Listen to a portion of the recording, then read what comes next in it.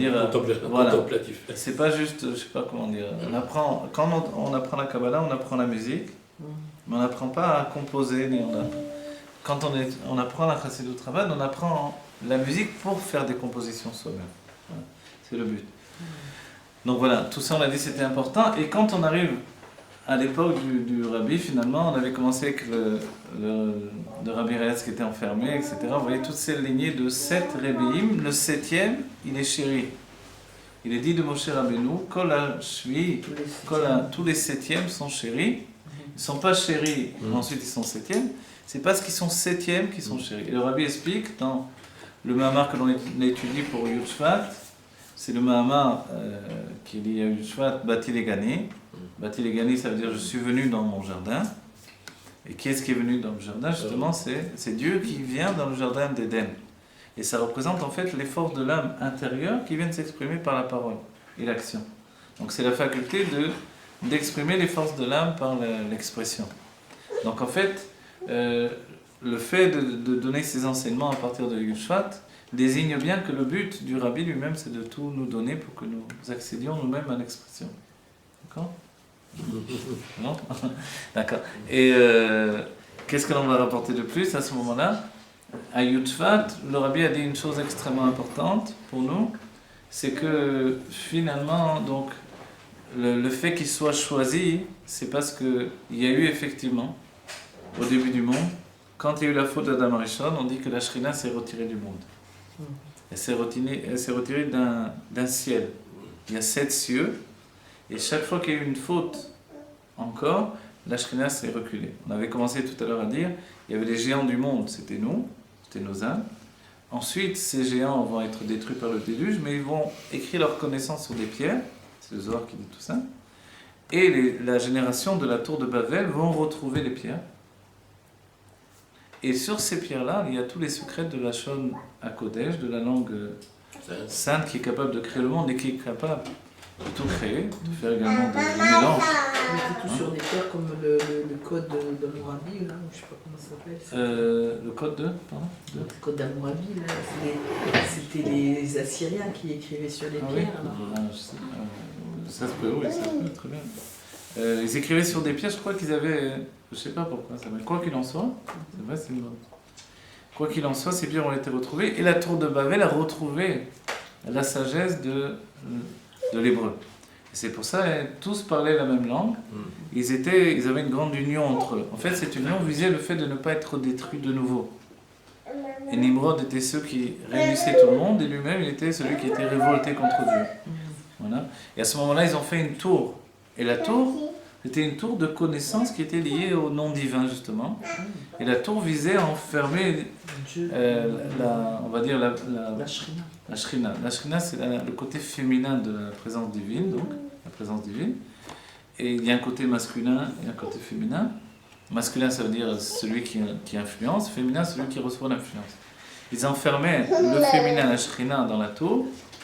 Et ils obligeaient l'influence à se déverser dans le féminin. Et eux, ils allaient tirer comme une sorte de grand concours.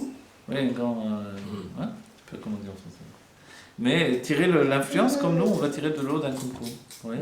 Donc ils voulaient tirer le shefa sans avoir à travailler en quoi que ce soit. Donc en fait, ça c'était le but et ils allaient y arriver réellement. On va se dire, mais c'est un truc fou, ils ne vont pas y arriver, c'est n'importe quoi. En fait, ils allaient y arriver. Et c'est comme ils allaient y arriver, Dieu a dû intervenir et puis il a changé, il a donné 70 langues, etc. Mais le peuple juif qui se retrouve en Égypte, c'est encore les mêmes âmes qui reviennent. C'est 600 000 âmes, d'accord, qui vont se retrouver maintenant dans des tas de corps. Et ces corps vont être obligés à nouveau de faire des briques. Vous voyez, ils avaient fait des briques pour aller contre Dieu, maintenant ils vont être obligés pour expier ce qu'ils avaient fait auparavant. Mais en réalité, d'un certain point de vue, c'est par ces briques qu'ils vont consolider la force du corps du juif. Comment ? Ils vont consolider la force du corps du juif. C'est étrange ce que je dis, parce qu'un 5e ou un 50e uniquement du peuple juif va sortir d'Égypte. On n'en parle pas, jamais personne n'en parle. On va dire, on a l'impression qu'on s'en fiche. Nous, on parle d'une catastrophe avec la Shoah, mais là aussi, c'est la même chose. Bien sûr. S'il n'y a qu'un 5e qui est sorti, c'est-à-dire Des millions. Alors pourquoi nous on fait ça, etc. On a l'impression, on parle pas du tout qu'ils sont tous morts dans la Makat Rocher. On voit que les Égyptiens qui souffrent, etc. On ne parle pas que Dieu a exterminé. Voilà. Comment c'est possible alors? Alors le Harizam nous explique la raison, le Zohar aussi, c'est que toutes les âmes sont rentrées dans les corps qui vont sortir d'Égypte. C'est-à-dire 600 000 juifs, hommes, adultes, vont porter en eux toutes les âmes. Ce qui va faire des âmes générales. Donc en fait, c'est vrai que ça nous paraît cruel, mais le juif n'existait pas encore. S'il y avait plusieurs bigouilles, quoi. Le juif, n'existait pas réellement comme une définition absolue, puisqu'Abraham est considéré quand même comme un converti. Ses enfants non, mais il porte son travail personnel. Et avant Matan Torah, l'âme divine pourrait fuir la personne. Comme tous ceux qu'Abraham avait rapprochés de Dieu, qui sont repartis à leurs idoles. Donc l'âme divine les quittait. Mais on est sûr que ceux qui sont sortis d'Égypte étaient des juifs. Oui. Mais alors, qu'est-ce qui fait qu'ils étaient des juifs plus que les autres? C'est le travail même qu'ils ont fourni en Égypte qui va faire que ces corps vont devenir solides et vont pouvoir maintenant accueillir les âmes juives. C'est la fou ce que je dis. Hein? Si ce n'était pas écrit, je l'aurais pas dit. C'est le Zohar et le Harizal qui rapportent ça. Et du coup, en fait, on ne pleure pas sur ceux qui sont restés en Égypte parce que toutes les âmes sont sorties. Et à ce moment-là, ceux qui sont sortis, c'est le peuple juif. Et ceux qui sont restés là-bas n'étaient pas considérés comme le peuple juif d'après la Kabbale. Donc ce qui expliquerait que... Non, pas le rêve. Non, c'est pas le rêve, c'est le rêve va venir, le peuple juif justement. Mais en fait, ceux qui sont restés n'étaient pas... voilà, ils ne sont pas considérés comme vraiment des juifs à part entière. Bien que c'était la famille de judaïsme. C'est pareil quand on dit que quand il y aura Mashiach, tout le monde n'aura pas le mérite de voir Mashiach. Alors non, maintenant, dès le moment où il y a eu le judaïsme, c'est exprimé dans les écrits du Harizal, le Rabbi va en parler dans une sikha. La sikha, pour terminer aussi une parenthèse de tout à l'heure, la sikha, les Mahamarim, c'est les enseignements de la Chassidoute qui s'expriment dans la Kabbalah et dans l'intellect. Donc c'est le Chidouche de l'Anmorazaken, c'est la nouveauté qu'il a introduite dans le monde. Et la sikha, par contre, chez les Rébim, c'était des discussions. Les Rébim racontaient des histoires, des comportements, comment leur père, leur grand-père se comportaient, etc. Le Rabbi a rajouté quelque chose qui n'existait pas. Ce sont des sikhot où il va expliquer le Rashi, il va expliquer le Rambam, il va expliquer la Parasha, donc des sikhot qui sont liés au Niglé également, liés à la Torah dévoilée. Maintenant, il y a une autre sorte de sikhot, les dernières sikhot des années Nounin, donc dans les années 90, on va dire, ça,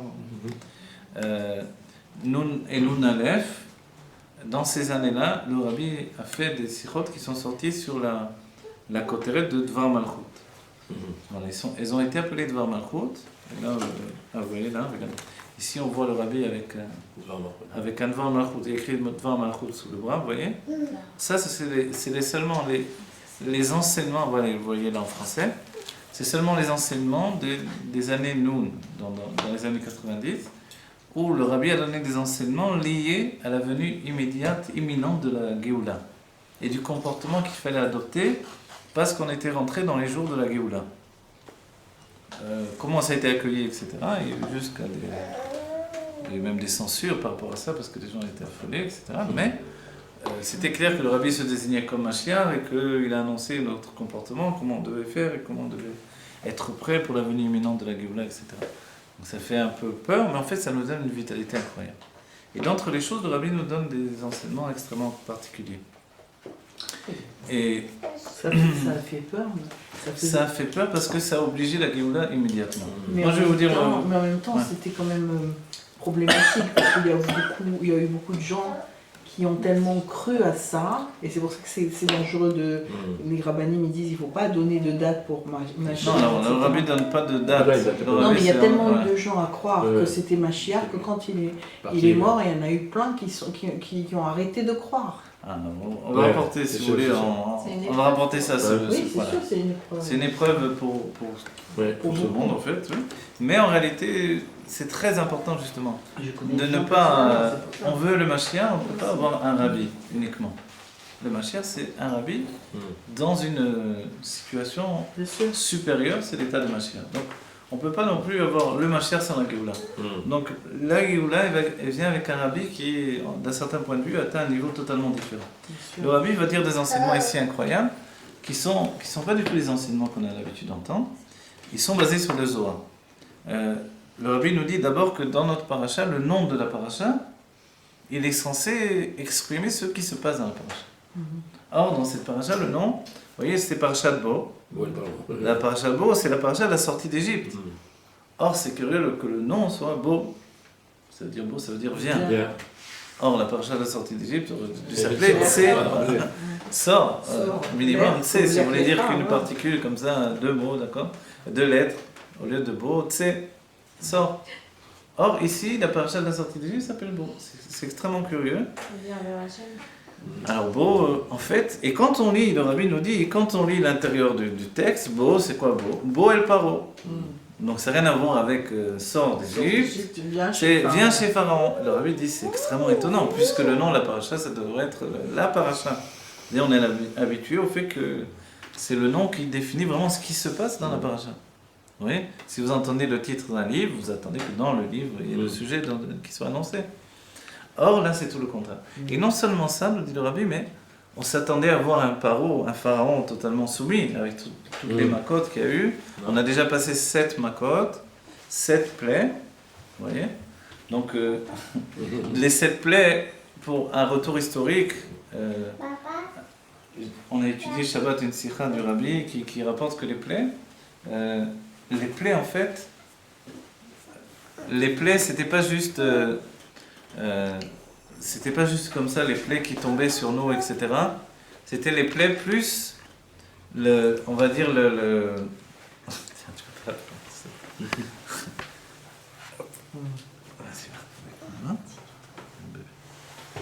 Les plaies, c'était des plaies plus l'angoisse des plaies. Qu'est-ce que ça veut dire? Ça veut dire que la plaie elle-même, elle était précédée de son annonce. Alors le Rabbi rapporte une sikha d'après le Rashi, il dit comme ça que, en réalité, c'était comme ça. Moshe arrivait, annonçait la plaie qu'il allait avoir. La plaie durait 1 semaine, 7 jours. La plaie s'interrompait. La plupart du temps, c'est vrai que Paro faisait appeler Moshe. Moshe arrivait et disait d'accord, je vais sortir et demander à Dieu d'arrêter la plaie. La plaie s'arrêtait. Moshe annonçait à Paro la prochaine plaie, s'il ne faisait pas de chouva. Puisqu'entre-temps, Paro, dès que la plaie s'était arrêtée, il ne voulait plus entendre parler de laisser passer. Ils sont durcis, encore plus souhaité. Voilà.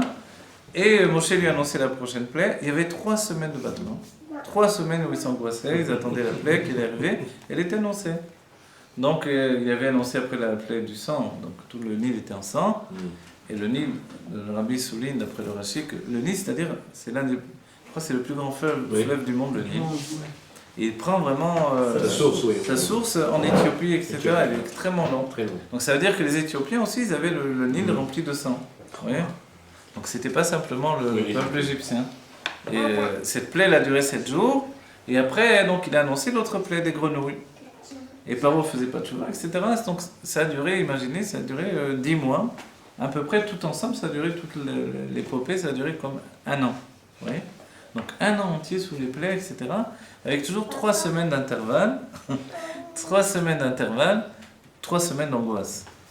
Et voilà. Et quand on arrive au bout de 7 plaies terribles, et dans notre paracha, on va commencer avec le harbé. Le harbé est une des plaies les plus difficiles, parce que jusqu'à présent, ils avaient de quoi manger. À partir le harbé, c'est une sauterelle. C'est une sauterelle cachée.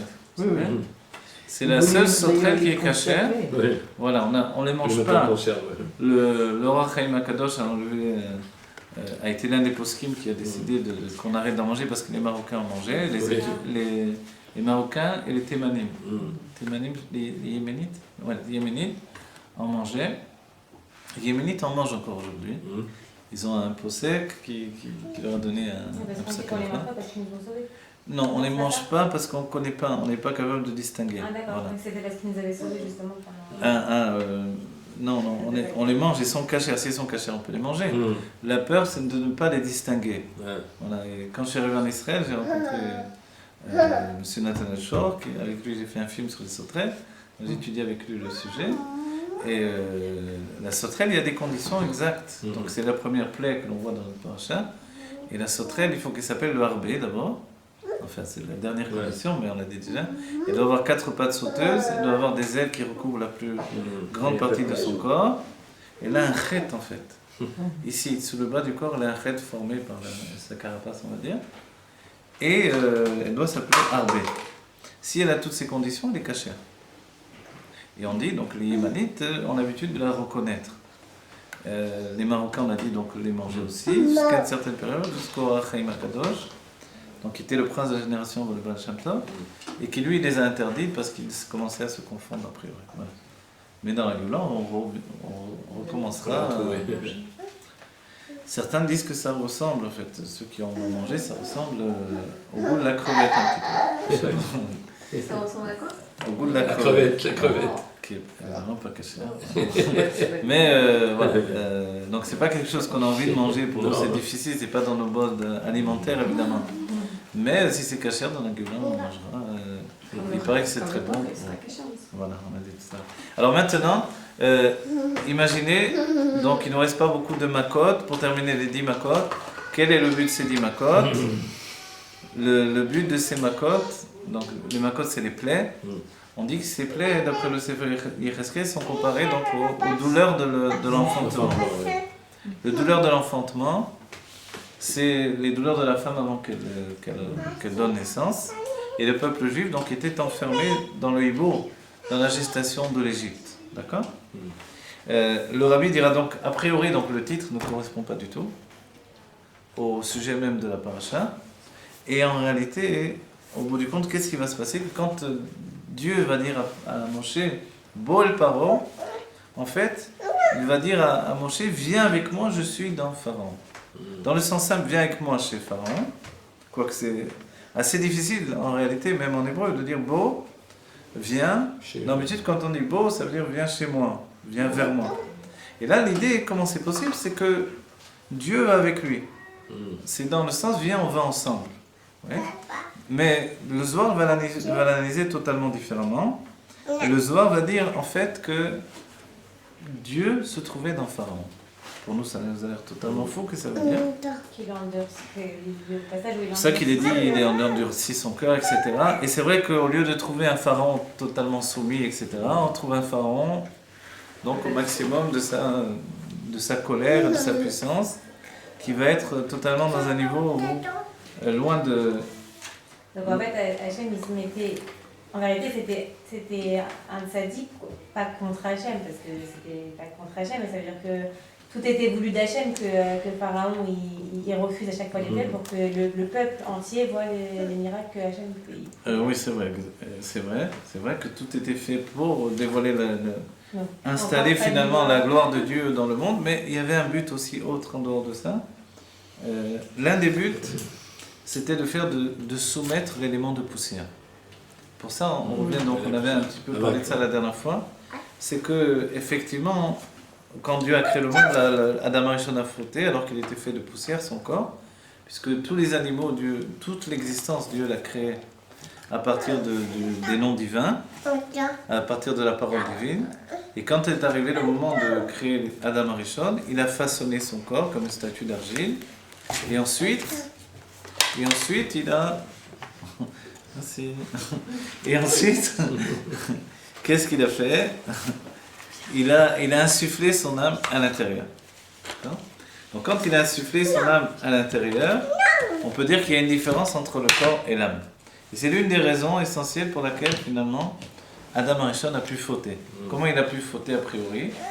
L'une des raisons que l'on verra dans le Midrash, sans savoir au départ qu'elle est directement liée à Adam Arishon, c'est que la terre va désobéir à Dieu puisqu'elle elle ne va pas faire un arbre fruit qui va donner des fruits comme Dieu l'avait ordonné, mais elle va faire un arbre qui va donner des fruits. Donc elle va faire des arbres qui vont donner des fruits, mais non pas des arbres fruits. Que l'arbre soit lui-même un fruit, c'était en fait se protéger de la faute. C'est-à-dire que quand l'arbre donne des fruits, c'est un homme qui est lui-même un fruit qui va donner des fruits. On dit il y a fait Korabel mais Korav. La force du fils est plus belle que la force du père. Il y a dans le fils quelque chose qui ne se trouve pas chez le père, qui est un rajout aux possibilités du père. Pourquoi? Parce que le fils, c'est l'expression qui était cachée dans le père, dans son intellect ou dans son inconscient, et que le fils peut exprimer. Le fils s'appelle la fille également, mais on dit le fils de manière générale. Et en fait, le but, c'est que finalement s'exprime par la naissance ce qui n'a pas été exprimé chez le Père. Mais l'idée de base, c'était de faire que tout soit déjà contenu chez le Père lui-même. C'est pour ça, comme vous avez dit, quand Abraham, qui était générosité, il a engendré la Et Gvoura. d'engendrer Yitzhak, Voilà, oui, Yitzhak, par le la Gvoura. travail, exactement. Maintenant, Adam Arishon, lui, Adam Arishon, il va fauter parce que la terre a fauté. Voilà. Et qu'il y avait en lui, en fait, l'état de faute, c'est-à-dire l'état de désobéissance à Dieu. Comment c'est possible une chose pareille? En fait, toute la création obéit à Dieu normalement. Alors, l'explication elle vient du fait, et c'est ce qu'on découvre dans notre paracha, c'est que dans la poussière de la terre, il y a ce qui s'appelle l'essence de Dieu. Tout à l'heure, on a parlé de l'essence de la Torah. C'est l'essence de la Torah qui va dévoiler ce côté de l'essence de Dieu. L'essence de Dieu, c'est en fait l'intimité de Dieu. L'intimité de Dieu, qu'est-ce que c'est? C'est vraiment ce qui n'est pas la lumière divine, ce n'est pas une définition, ce n'est pas un dévoilement. Non. Ce n'est pas un dévoilement. L'intimité de Dieu. Oui, on ne peut pas parler et manger. Crème, les bras. Oui, oui. Goûter. On va te donner un peu de vin, tu vas aller dormir. Comme les bébés pendant un minute. Ils crient, ils pleurent, après on leur donne du vin, on les entend plus. Et tu verrais, un peu de vin, c'est l'anesthésie. Alors, vite, qu'on vienne à l'enseignement essentiel. Vite. L'enseignement essentiel. Vous voyez dans quelles conditions il faut enseigner. Hein. Vraiment, hein. Voilà. C'est que finalement, Paro, d'accord, on va directement au but. Paro, ce sont les lettres de Afa. Afa, ce sont les mêmes lettres que Paro. Paro qui veut dire la poussière. Afa, c'est la poussière. Et Paro, ce sont les mêmes lettres que Afa. C'est-à-dire que dans Paro, en fait, il y avait l'essence de Dieu. Il y avait en lui la présence de l'essence de Dieu. C'est plus haut que tous les niveaux qu'on a vus. Parce que même, on a parlé de la vanne aramique, qui avait un niveau très élevé. Il y avait Esav même qui avait un niveau très élevé. Mais Paro, il dépasse toutes les possibilités de... C'est du jamais vu à un tel degré que Moshe a très peur de Pharaon. Alors que Pharaon, dès qu'il est petit, c'est un petit nain. Que Moshe, il mesurait combien? 5 mètres de haut. Donc, et c'est du pshat, c'est pas un... C'est le rachis. Ça veut dire que Hachem, ça voudrait dire dans ce que vous avez dit que Paro est le fruit d'Hachem. Paro, de manière toute... Mais Paro représente un être qui ressent la puissance sur l'état de la matière. C'est-à-dire que Paro est d'un certain point de vue le roi de la matière dans ce monde. C'est Dieu qui lui a accordé. Voilà. On dira, il y a un enseignement du Rabbi qui est merveilleux sur une question simple. Le Rabbi va poser une question. Vous savez que quand Moshe va aller, c'est un enseignement que j'ai entendu du Rabbi, j'ai entendu du Rav Daniel ici de la Beth Knesset. Le Rabbi nous dit pourquoi Moshe, quand il est parti chez Pharaon, il est dit que Moshe, donc il n'a pas voulu, etc. Finalement, Dieu va lui attribuer Aaron. Et Dieu dit, toi tu seras son Elohim, lui sera ta parole, etc. Et finalement, quand Moshe va arriver chez Pharaon, Moshe va parler en hébreu. Et Pharaon dit la seule langue qu'il ne connaissait pas, il connaissait les 70 langues, la seule qu'il ne connaissait pas, c'est l'hébreu.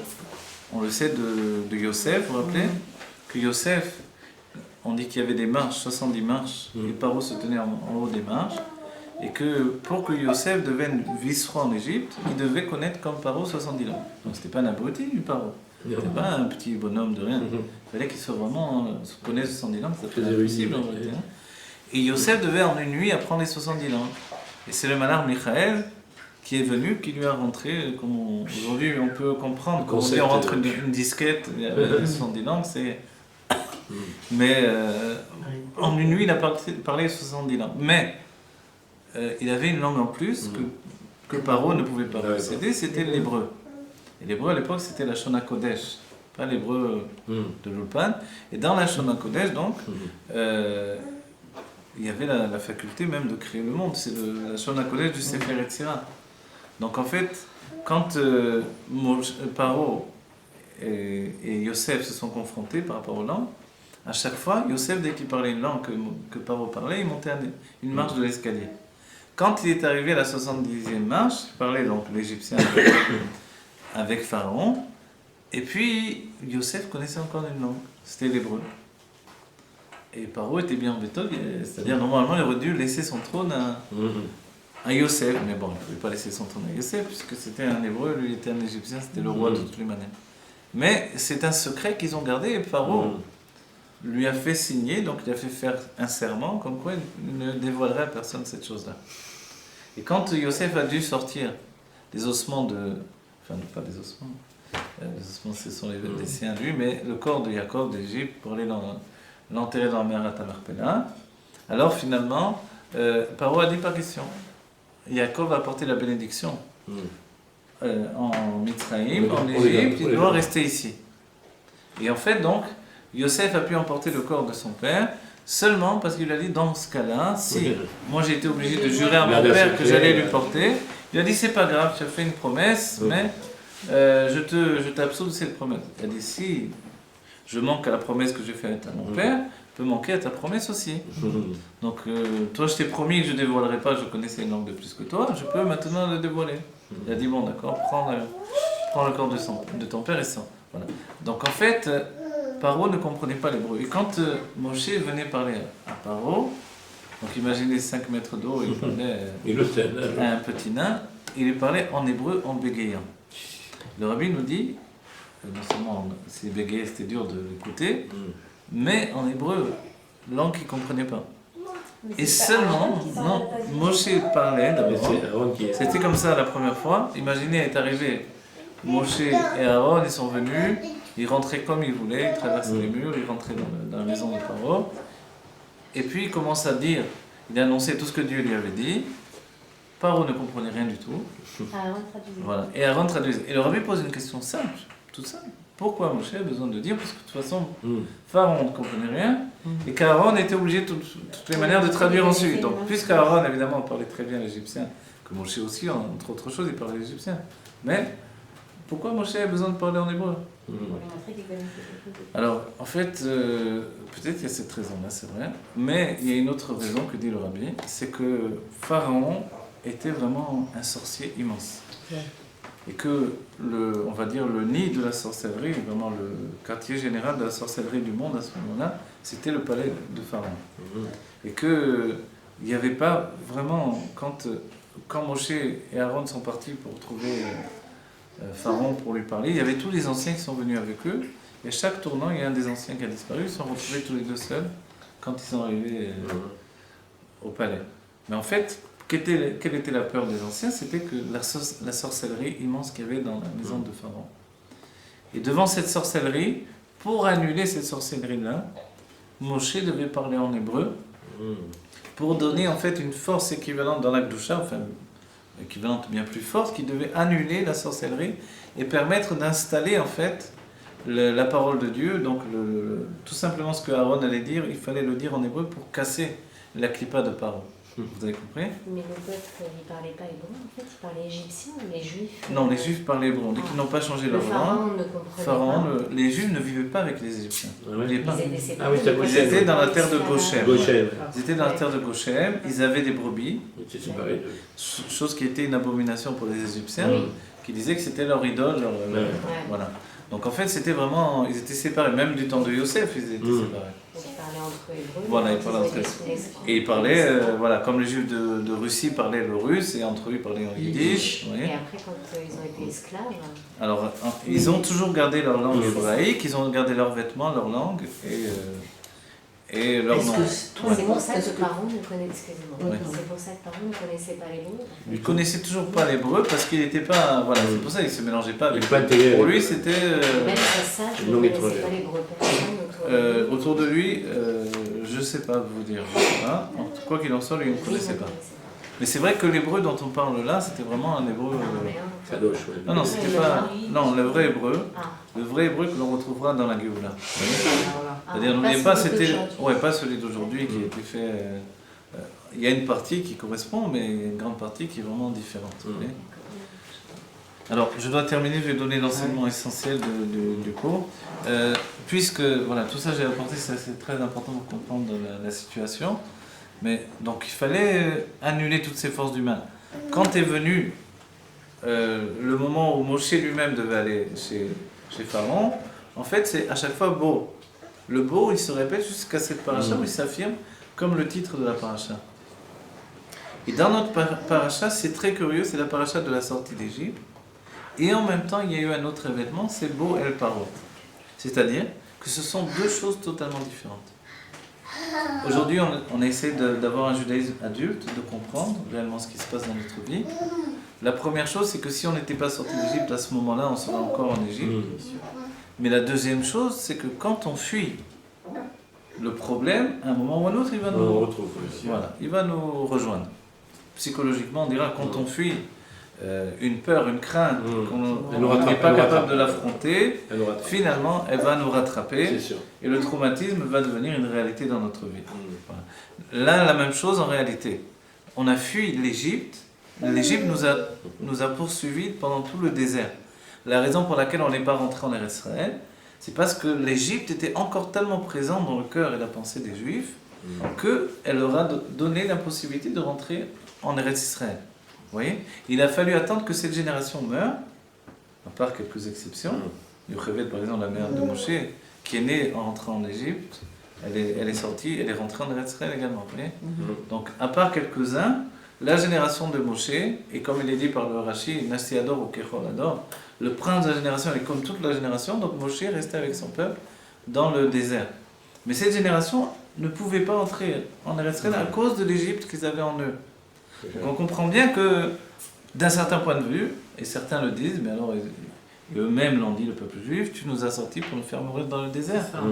Alors c'est quoi cette image-là ? En fait, l'idée c'est que la sortie d'Égypte que l'on a vécue n'était pas la Géoula Ametit Ve'Ashlema. C'était pas la Géoula totale. Et Moshe le savait dès le commencement, puisqu'il a dit Shlach na beyatishla, envoie de ta main celui qui va délivrer vraiment le peuple juif. Et en fait, c'est-à-dire, ce n'est pas moi qui va entraîner un autre exil, et Dieu le savait, puisqu'il a dit, dis-leur, je suis celui qui serai, je serai avec eux dans le prochain exil. Et Moshe a dit, non seulement je suis suffira de leur annoncer, et Dieu a accepté. Mais qu'est-ce qui va se passer en réalité ? Le Rabbi nous dit un enseignement d'après le Zohar incroyable, c'est que pour préparer la Géoula Ametit Ve'Ashlema, la délivrance totale et complète que l'on va vivre aujourd'hui, il y avait quelqu'un qui devait la vivre, au moins une seule personne. Le seul à avoir vécu cette Géoula, c'était Moshe Rabbeinu. C'est-à-dire que cette Géoula de sortir d'Égypte, fuir le problème qui nous a poursuivis, c'est fuir le problème. C'est-à-dire faire que le monde soit un danger, je le fuis. C'est comme Yaakov qui fuit Esav, mais ensuite Yaakov revient pour rencontrer Esav et pour être capable de le combattre. Vous voyez ? En fait, Moshe, lui, devait vivre l'instant de rencontre avec Pharaon, plutôt que de le fuir. Et ce moment-là de rencontre avec Pharaon, qu'est-ce que c'était ? C'est que Moshe, le Zohar dit une chose incroyable et folle, et le Rabbi a tout un devant Malchut où il explique ce sujet. Moshe est rentré dans Pharaon. Voilà. Ça a l'air fou. On a dit que, puisque Pharaon, vous savez que Pharaon disait de lui, on voit dans les voix de Yecheskel, Li Yeori Vani Asitini. Moi je suis le Nil et je me suis fait moi-même. Vous voyez ? Cette affirmation de dire je me suis fait moi-même, ça me paraît fou. Paro est appelé à Tanin Agadol. Vous vous rappelez tout à l'heure on a parlé des Taninim. Les Taninim qui étaient des créatures a priori qui étaient dans la création du monde, etc. Et lui c'est le Tanin Agadol. Et cette situation, c'est que c'est un être qui est à la fois dans l'eau et à l'extérieur de l'eau. Le crocodile, il est à l'extérieur de l'eau et dans l'eau. Et la fille de Paro va sortir Moshe de l'eau, et c'est le nom qui va rester à Moshe, vous voyez ? Parce qu'elle est comme son père, elle est dans l'eau et à l'extérieur de l'eau. Et Moshe, il est dans l'eau de la Torah, il ne voulait pas aller dans le monde de la terre ferme et se confronter aux problèmes du monde, comme on a parlé du Baal Shem Tov. Et c'est la fille de Paro qui va le tirer de là. Et Dieu, on dit, il va fermer ma miracle, d'après le Rashi, sa main va s'allonger pour tirer le berceau de l'enfant. Et en fait, ces situations-là, c'est toute la situation de Pharaon. C'est-à-dire que Pharaon représente celui qui vit dans des mondes spirituels absolument inaccessibles pour la plupart des mortels, on va dire, et qui en même temps se trouve au sein du monde. On a déjà vu cette situation avec Yosef Hatzadik. qui gouvernait l'Égypte et qui était dans les mondes spirituels les plus élevés. Moshe a grandi de cette manière-là aussi. Finalement, Moshe a quitté le peuple Mithri, le peuple égyptien, et il a retrouvé son peuple, mais en réalité, personne ensuite n'a vécu dans cette situation-là, totalement. Il y a eu dans l'histoire du peuple juif des juifs qui sont devenus dans cette double situation. Mais le fait est que la Géoula, que le Rabbi nous dit, ce n'est pas celle qu'on a vécue. Et aujourd'hui, on doit vivre une nouvelle Géoula. Et le seul qui l'a vécu, c'est Moshe, qui, au lieu de fuir l'Égypte, au lieu de fuir Pharaon, il est venu dans Pharaon. Et le Zohar dira qu'il est rentré, il a connu l'intimité de Dieu. Le Zohar dira que, en fait, c'est ouvert devant lui des chadarim, des pièces et des pièces de dévoilement de divin, de tel niveau que finalement jamais il avait approché ça. Et Moshe s'est retrouvé dans un tel niveau, il s'est demandé comment il pouvait continuer à être vivant et avoir vu de tels dévoilements. Et quand il est sorti de ce dévoilement-là, Pharaon lui dira, attention, si tu revois ma face, garde-toi de voir ma face. Si tu revois à nouveau mon visage, tu vas mourir. Et Moshe dira, oui, c'est vrai, tu as raison. On va dire, tu as raison. Parce qu'en réalité, Moshe savait exactement que s'il n'était pas capable de revivre cette chose-là une deuxième fois. Ce que l'on va vivre, nous, dans la Géoula, ce n'est plus de fuir le monde, c'est de pénétrer dans le monde. Et le Rabbi nous dit en finalité que le monde, le terme Gola et Géoula, ce sont les mêmes lettres, sauf il y a une lettre de différence. Pourquoi? Il y a de nombreux noms qui sont liés. Il y a la Galoute, par exemple. Vous voyez, on aurait pu prendre le terme Galoute. Mais on a pris le terme Gola et Géoula, qui sont extrêmement proches. Et Géoula, c'est Gola, qui veut dire l'exil, avec un Aleph. Et le Aleph, c'est Aloufo chez l'Olam. C'est le maître du monde. Et en fait, c'est ça. C'est que quand on introduit le Aleph de Aloufo chez l'Olam, le maître du monde, dans l'exil, le même monde dans lequel on vit en exil se transforme en Géoula. Et c'est ça tout l'enseignement de la génération du Rabbi. C'est une génération, notre génération, qui ne doit pas quitter le monde, fuir en fait le problème, parce que le problème va nous suivre. On peut le quitter momentanément parce qu'on n'a pas la force de l'affronter, mais on sait qu'un jour ou l'autre, on doit devenir adulte et affronter le problème. Aujourd'hui, la Géoula que l'on doit vivre, ce n'est pas, même dans l'idée que l'on a en Israël, de quitter le monde, quitter la France, quitter l'Amérique, etc. Bien que de tout cœur, on dit aux Juifs, venez quitter la France et venez en Israël, c'est vrai. Mais il faut savoir, le Rabbi l'a dit suffisamment, c'est que Eretz Israël va se répandre dans le monde entier. Donc en réalité, le but c'est de transformer le monde en Eretz Israël. C'est ce qui va se faire dans la Géoula. Et à ce moment-là, en fait, comme les sages l'ont dit dans le Midrash, le Beth Amikdash va se répandre sur tout Jérusalem. Jérusalem va se répandre sur tout Israël et Israël va se répandre sur le monde entier. Donc selon la source de notre âme, on sera dans le monde entier, mais on sera quand même en Eretz Israël. Et on viendra la veille de Shabbat et la veille de Rosh Chodesh, on viendra au Beth Amikdash, donc à Jérusalem, sur des nuages. Et qu'en réalité, les nuages, c'est Kepchuto aussi, tout simplement. La famille voyagera sur des nuages. Mais dans l'idée qu'on a dit tout à l'heure, Olam Keminago Noël, le monde se conduit d'après les règles de vie que l'on connaît aujourd'hui, on viendra sur des avions. Quoi. Les avions, ils volent au-dessus des nuages aussi. Mais il y a aussi un enseignement qui nous dit qu'on va dépasser les limites de la réalité que l'on connaît aujourd'hui. Puisque Dieu va être dévoilé à nous, Velo Ikanef Od Morecha, et ton maître ne va plus se cacher. Vous savez, Kanef, c'est un kanaf. Comme quelque chose de replié, le pli va s'ouvrir, on va voir Dieu, qui a toujours été avec nous. À tous les Juifs. Pour tous les Juifs. Ouais, pour tous les Juifs, c'est très important. Et le Rabbi dit même le minéral, le végétal et l'animal vont être délivrés dans la Géoula. Parce que s'il y a encore un lion qui va tuer une antelope, ce ne sera pas la Géoula Mitzvah. Voilà. C'est-à-dire que si on peut encore écraser une fourmi, ce ne sera pas la Géoula Mitzvah. Ouais. C'est-à-dire que malgré, on va dire, bon, c'est le monde des animaux, c'est la nature et trucs machin. Non, c'est pas vrai. Dans la Géoula, il n'y aura plus ce fait-là. Les animaux vont attendre un date Eloki, vont retrouver, comme au début du monde, et plus que ça évidemment, ils vont retrouver la connaissance de Dieu qu'ils avaient au début du monde. Et au début du monde, il était interdit de manger des animaux pour Adam et Rishon, parce qu'ils avaient la connaissance de Dieu. Donc dans la Géoula, on verra que le lion va cohabiter avec la gazelle sans problème, bien qu'il aura toujours sa nature de lion, mais il comprendra qu'il n'y a pas de raison dans la Géoula, qui est un monde où on vit avec Dieu, dans la connaissance de Dieu, de se manger les uns les autres. Donc voilà, cette Géoula-là, voilà, c'est le fait de rentrer dans la matière du monde, que l'on commence à faire d'ailleurs, par le fait d'obtenir de la matière tout ce que l'on obtient. D'accord? Je me rappelle toujours, le Rav Ofen disait, un morceau de fer qui pèse des tonnes, il transporte des tas de gens dans le ciel. Un avion. Vous voyez?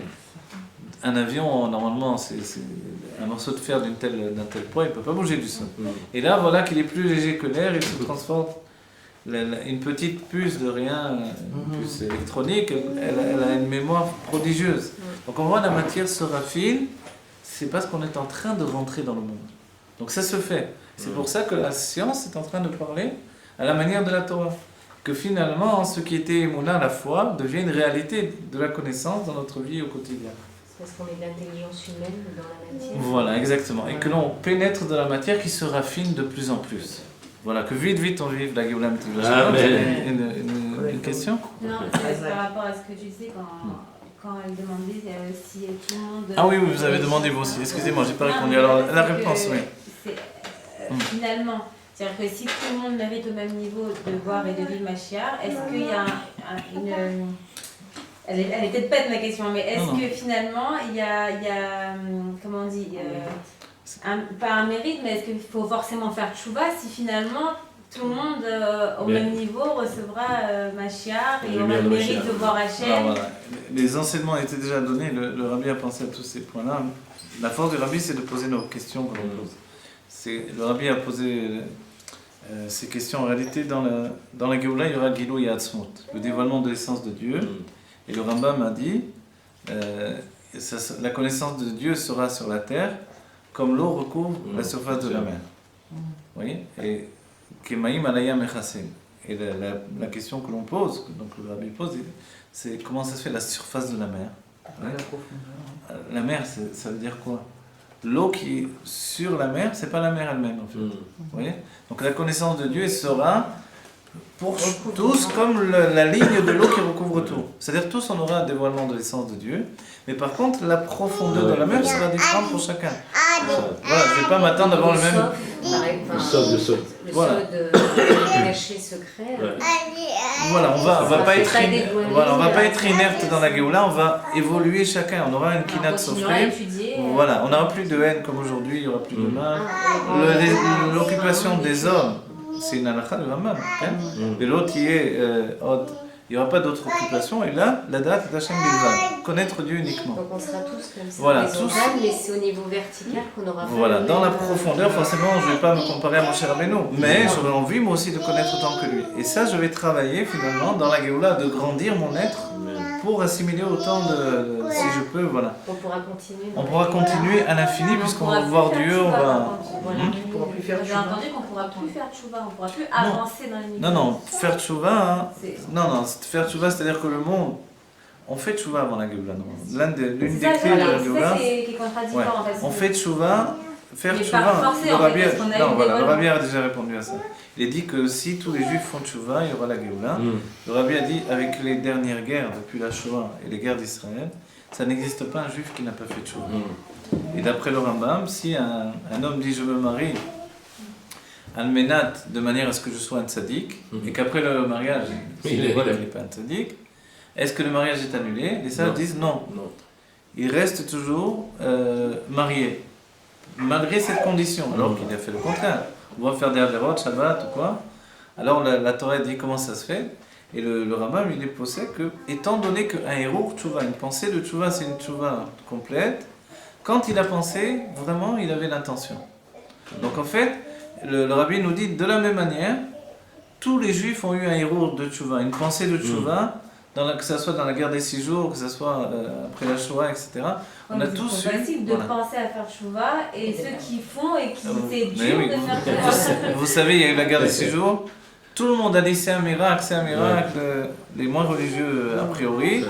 Après, ils sont revenus. Alors, mais si finalement on a tous le même niveau, ceux qui non, voilà, c'est comme on a dit tout à l'heure. Ça, c'était une clé pour apporter la Géoula. Le Rabbi a dit on a tous fait tchouva, la Géoula peut venir. Maintenant, donc on n'attend plus que tous les juifs fassent tchouva, donc il n'y a plus. Mais forcément, tchouva, ça veut dire redevenir soi-même en réalité. Oui, reviens à Dieu, c'est quoi? Reviens. Et Reviens tata. à l'état de Voilà, base. Tachouv et revient au et inférieur. Le et du nom de Dieu, le et inférieur, c'est l'action. Donc c'est la parole et l'action. Je lis de la Torah et je fais les mitzvot. Mais le et supérieur, c'est la pensée. Ça s'appelle tchouvaïda, une tchouva supérieure. La pensée, personne ne sait rien. Peut-être que je fais tout ce qu'il faut, mais en fait, je suis dans ma tête complètement à côté de Dieu, quoi. Personne ne peut vérifier en plus. Alors c'est là où il faut faire tchouvaïda. Et pour ça, c'est notre travail à chacun d'entre nous. Ce qui provoque la tchouvaïda, c'est l'étude. L'étude approfondie, alors que le premier niveau de Torah dont on parlait, c'est juste de lire de la Torah. Mais l'étude approfondie provoque une tchouvaïda. Vraiment un changement de notre être intérieur, une conscience nouvelle. On comprend finalement les choses. Vous voyez, comme on a dit, la Chassidut Rabbah, le but, c'est de nous faire tchouva par la compréhension, mais pas dans l'idée de faire tchouva de manière populaire. Redevenir moi-même, avant que je me sois séparé de la profondeur de mon être. C'est ça l'idée. On se révèle à soi-même. Voilà. Comment on fait? On est en route pour comprendre Dieu. On se dénature. Et exactement. On se retrouve. On est l'exemple que l'on utilise pour comprendre Dieu. C'est une Torah très psychologique. Donc j'utilise ma psychologie pour confronter mon être aux dimensions infinies de la Kabbalah. Et dès ce moment-là, j'arrive de plus en plus à me comprendre. Et le système est que je gère de plus en plus de l'inconscient, des choses inconscientes de mon être, que je dois amener par la parole à la compréhension de plus en plus. C'est une sorte de psychanalyse personnelle, vous voyez, par l'étude de la Torah. Et au bout du monde, au bout de mon monde intérieur, il y a l'autre part de mon être qui était cachée. Vous voyez, Ouais, qui a été un peu. voilà. Qui a été obscurcie par. Exactement. Et en soi, c'est la Géoula déjà. C'est pour ça qu'il y a des paroles. C'est pour ça qu'il y a des études aussi qui disent que finalement, les brachot, de manger caché, tout ça, c'est en vérité des lignes de conduite qu'Hachem nous met, mais qu'en vérité, c'est pas sur ça qu'il va nous juger, c'est sur plus nos midotes et la façon dans laquelle on a réussi à changer à la fin de notre vie. Exactement. En réalité, dès que quand le Harizal est venu au monde, son but c'était de dévoiler la Pnimiut Torah pour tout le monde. Il a structuré de manière à ce qu'elle devienne une science, on va dire, entre guillemets, exacte. Si on peut dire. Même les sciences exactes dans les mathématiques, c'est pas des sciences exactes. Bon. Alors disons, c'est-à-dire une structure, pas comme la Kabbalah ancienne qui cachait, qui dévoilait en cachant. Donc du moment où il a mis en place un système vraiment établi, il n'empêche, on se confrontait à des dimensions infinies qu'on ne pouvait pas régir dans notre vie au quotidien, dans notre compréhension, dans notre intellect. Alors, il a fallu attendre finalement, et déjà en Espagne, il y avait un sage qui parlait d'étudier dans la psychologie de l'âme pour comprendre la Kabbalah. Vous voyez ? Donc on reprend ce système-là, et on étudie la Kabbalah dans notre âme, et nos 10 forces de l'âme correspondent aux 10 sphirotes, et de ce fait-là, on arrive à comprendre Dieu par notre être. Et finalement, on devient un être divin. Je vous souligne l'enseignement de la Chassidut que dit le Rabbi. La Kabbalah, c'est comment l'homme voit Dieu. La Chassidut, c'est comment Dieu voit l'homme. Comment nous on voit Dieu divin, mais éloigné de nous.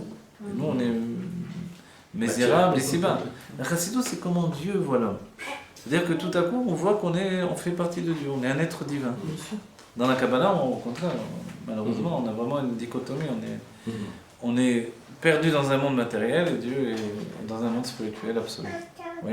Donc finalement, c'est une réparation. On est en train de se soigner.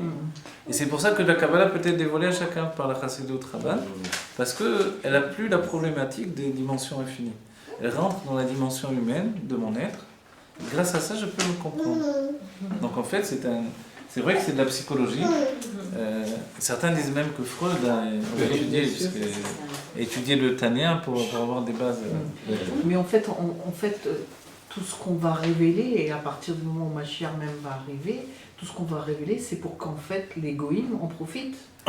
Tout le monde va en profiter, effectivement. Ça veut dire que bien sûr, nous, on aura un statut un petit peu différent, mais en fait, c'est eux qui vont profiter du... Exactement, également. Il est dit que le peuple juif doit être hors la goïm, on doit être une lumière pour les peuples. Or, on n'a jamais été une lumière pour les peuples.